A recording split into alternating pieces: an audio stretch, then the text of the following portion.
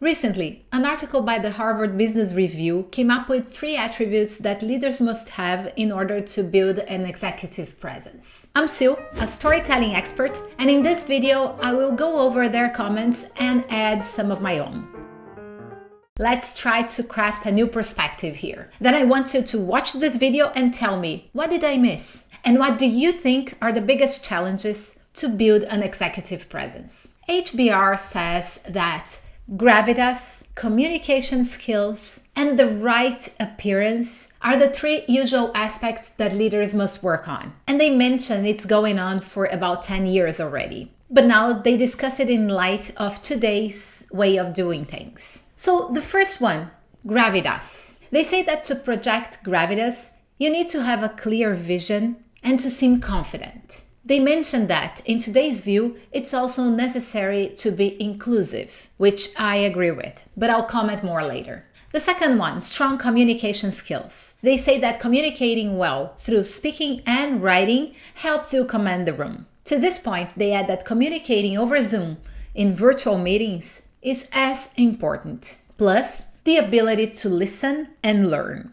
Then number 3, the right appearance. They mention it's the least important attribute, but it's the one that has changed more over these 10 years. Now, they say, people talk about authenticity, with executives being expected to reveal who they fundamentally are. Now, before I say what I think about all that, why don't you leave me a comment below telling me what you think of these 3 points? Do you agree with HBR? And you should also hit the like button, subscribe to my channel, and ring the bell to get notified about new content. So now let's go to my comments. First one about gravitas. The ability to command the room is definitely important and critical if you want to build an executive presence. And I also agree with being inclusive, as I mentioned. But what I also think is that being vulnerable and not scared of showing your emotions can help you big time. I do not mean that you should not control your emotions. But if you feel sad or angry or excited or passionate about something,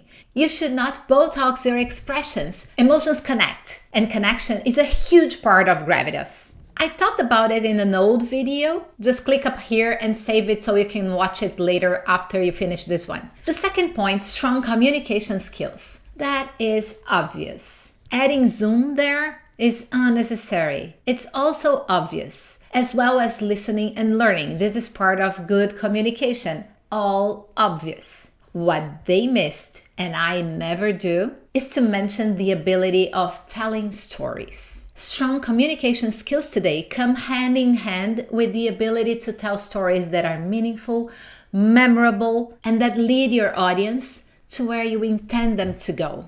In my opinion, only a few executives have mastered this art. So if you want to truly build an executive presence, work on your storytelling skills. And then last but not least, the right appearance. Well, I hate that label.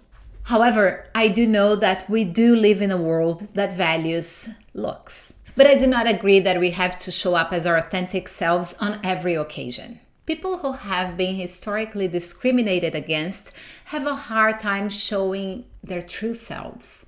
That's because criticism is huge and can be humiliating. I would replace this one with have a strong character. Make sure you stand for the things you love. If you feel confident and comfortable showing up as yourself, as your true self, do so. But if you don't, if you have some facets that you prefer not to disclose to that particular group of people, just don't feel that you have to do this. You don't. Feeling comfortable in one's skin is probably one of the hardest things in life. Most of us don't. The trick here is to take it off of your way. Do not let your appearance, the way you show up, to stand between you and your promotion or your next job. It cannot be an obstacle. Make sure your personality, your character, is what's showing. Let them do the job. So now I want to hear from you. Drop a comment below and let me know, what do you think about HBR's opinion, about my opinion, and what's your experience with that? Do you have any points to add? Do you have any questions? I'll make sure to answer if you have any. And before you go, don't forget to hit the like button and subscribe to Story so you can get more insight on how to become a great storyteller. I'll see you next week.